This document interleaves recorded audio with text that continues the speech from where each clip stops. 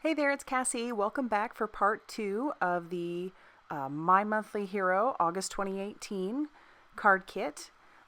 This is part 2, like I said, and so if you missed part 1, go ahead and head back to my channel so that you can see part 1. So this is a super simple card, this card number 5, and all I did was use that fancy die, which makes making cards super easy because it's so intricate and detailed. And I just cut that out of some cardstock I had on stash. And then for my card base, I'm using some Nina Desert Storm that I have cut down to be a top folding A2 size card. And I am using some of the decorative paper that came in the kit, and I am using that as a backing. And I'm just going to tack that down with some Tombow adhesive, and then I will adhere my fancy die panel down as well. Like I said, this die makes it so easy to make cards. This one took me no time at all, probably like 5 minutes. Because I did want to show you that you can do intricate cards or you can do some easy cards. And this one, like I said, makes it easy. So once that's tacked down, I'm going to decide on my sentiment. And I'm going to use some Memento Espresso ink. I haven't pulled that out in a while, but that's actually a Copic friendly ink as well. So I'll stamp that. And once I have that down, I'll clean off my stamp, get all that put away, and then I'll come up with some final embellishments, which I'm going to be using some red Nouveau drops, along with some gold Nouveau drops. And you'll see me make a mistake with the gold ones. The gold ones actually do need to be shook up, and I wasn't thinking. And so I end up just squirting glue, basically, on my card. And you'll see it here. And so I'm looking at it going, oh, that's just not going to work. So I'll scrape that off with my X-Acto knife, and then I'll shake up my bottle really, really well, and I will reapply the Nouveau drops. But this is it, guys. This is the card. It's really simple, and like I said, I probably cranked it out in about 5-10 minutes. It wasn't hard. So that's card number 5. For card number 6, I have used my washi tape, and I have taped down some Strathmore 140-pound cardstock to my glass mat, and I am going to just paint a background. There's no rhyme or reason to it. I'm just using some browns. I originally put some water down on it so that I could get some wet on wet and get some movement going, and I'm just spreading it around. It's funny how watercolor works. Sometimes at the beginning, especially when you're working on backgrounds, it can look like a hot mess. And that's kind of my thought process on this. It's like I wasn't really thinking about how, the end result is usually never what you're starting out with. So I spritzed water on it. I got it very, very wet. And by taping it down, I keep it from warping too much. So I also grabbed some Fine Text Starry Night gold watercolor as well, and I just kind of spritz that on there. And I'm using a paper towel to sop up the super wet spots, and I'm just going back and forth, and I'm adding more of the different browns that I have in there. Some are red brown, some are just dark brown, some are like a walnut brown. I just wanted some sort of brown. It went with coffee, so I think originally I was thinking coffee stains, but clearly this is not what coffee would stain like. So I'm heating this now, so that way I can kind of see what I'm left with. And as you can tell, it dries back pretty good, probably because it was so wet. The paper was very wet, and I added a lot of wet pigment to it. So once it's dry, I'm going to put some splatters on it. And I used various different brushes on this. I'm using my small number 4 here, but to put the color down, I used a number 8. And once that's all dry, I cut that paper down, and I also have some Nina Desert Storm paper as well, and I am going to score that to make it a top folding A2 size card, so it's 5.5 by 4.25 when folded. And then I also cut down some brown because I thought that kind of got lost on the Nina. So using more of that Strathmore watercolor paper, I am going to stamp my images using some VersaFine Onyx Black ink because I plan to watercolor these as well. And I got good impressions the first go round, and so now I'm just going to stamp the center portion like I did from part 1.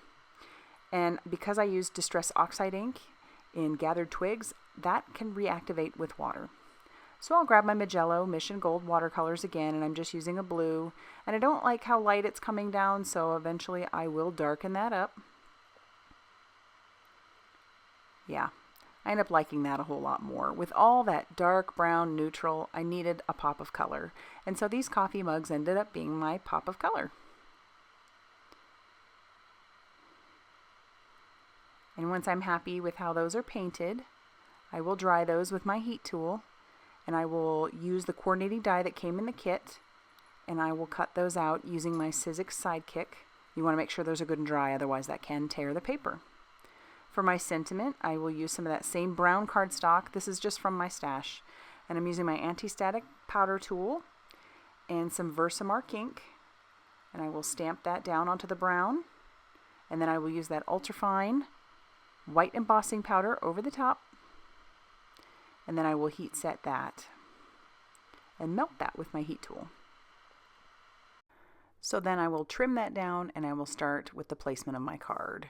So I'll use some Tombow Mono multi-adhesive to adhere my watercolor panel to the brown cardstock. And before I add that to my Nina Desert Storm card base, I'm going to use some foam tape to get my coffee mugs down, as well as my sentiment. Before I actually adhere that sentiment, I will give it a fishtail banner or end by snipping in the middle and then having those two ends meet that snip. And then I will adhere that down and trim off the excess. And once that's exactly where I want it, I will take that same Tombow Mono multi-adhesive and I'm going to adhere that to my Nina card base. And as for a final bit of embellishment, I'm using those same Espresso sequins from Pretty Pink Posh that I had used in the previous video. These are in 6mm and 4mm, and as far as I know, I don't know if they make them anymore. I know they have 6mm flat sequins, but I don't know if they have the 4mm like that or if they just aren't in stock anymore. So I'll see if I can find them, and if I can, I will link those down below. Anyway, I'm also using my Crystal Katana along with some craft tacky glue to adhere those down. Look like I'm flipping a baton there by how smoothly I move that. And then once that's done, that's going to finish off this card.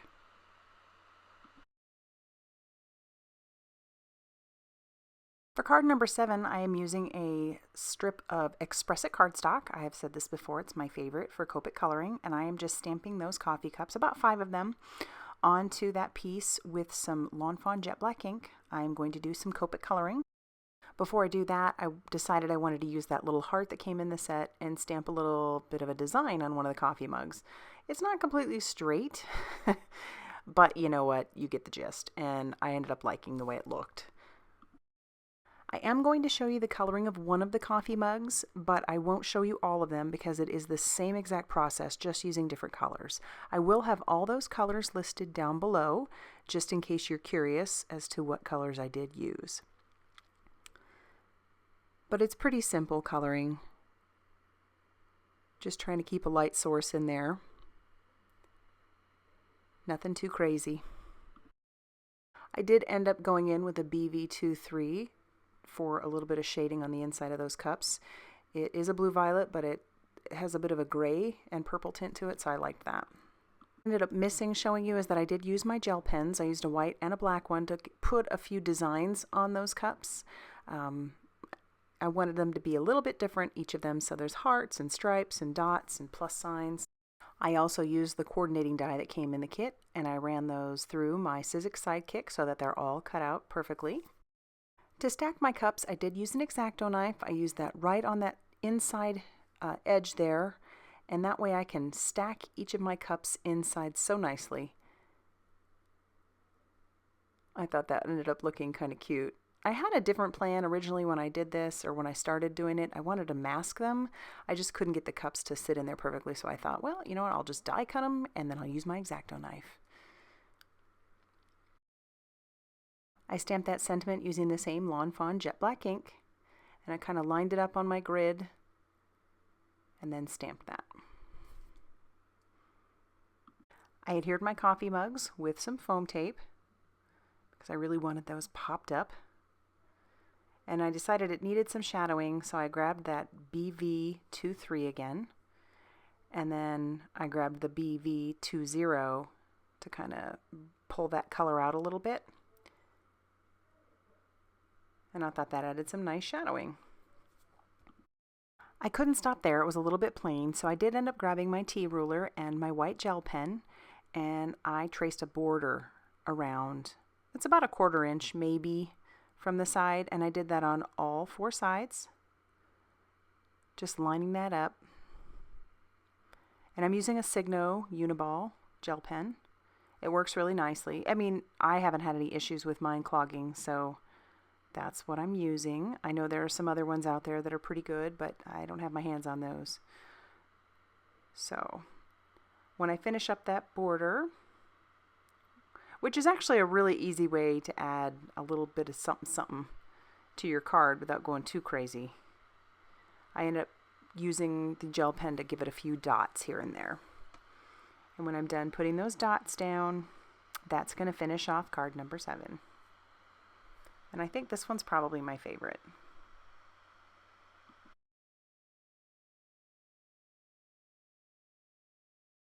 For card number 8, and my final card in the Let's Make 8 series for this particular kit, I grabbed that specialty paper one last time and each of the coffee mug images, and I stamped those using Lawn Fawn Jet Black ink all over that paper. I just thought it was so pretty and I just wanted to keep using it. So originally, I thought that I had more of this paper, and then I had forgotten that I had used it on 2 other cards already. So this was my last piece. I must have searched for a good half hour. Anyway, when I was done stamping all the coffee mugs, I grabbed the sentiments and I stamped a different sentiment on each mug. It was super fun trying to figure out which sentiments I wanted to go on what. And there's so many cute little sentiments in here that you just, oh my gosh, the possibilities are endless. So, but first, coffee. Get stuff done. I love that. I think those are so cute. Once I was done with all my stamping, I grabbed the coordinating dies that came in the kit, and I matched those up, and I ran those through my Sizzix Sidekick. This paper is easy to cut through. It's thin, so it wasn't any issue whatsoever, and I just kept running all those through my die machine. My card base is another Neenah Desert Storm card base, and I am folding this, or scoring this at 5.5, and this will end up being a side folding A2 size card because I have so many coffee mugs and I want to get them all on there. I need to do this side folding. I've trimmed down some more of that brown cardstock that's been laying on my table, and I've been using it for just about everything, and I'm just going to put that down using some tape runner, and that will end up almost like a tabletop for these coffee mugs. Then I will adhere all of those down using that same Tombow adhesive. It's just a tape runner, and it worked out really nicely. For a final bit of stamping on this, I grabbed the steam, and I ended up stamping that over the big coffee mugs, each one. And I debated big time over whether or not to put a sentiment on the top there, but I just figured there were enough sentiments on here. So instead, I had to grab that clear lacquer again, and I just started putting that all over where the tops of the mugs are. And it's so neat. You just don't know how it's going to end up turning out because the way that embossing powder reacts, you know, it puffs up, and in some areas it puffs up more than others. So I just put that over 3, and I will sprinkle that embossing powder over the top of those 3.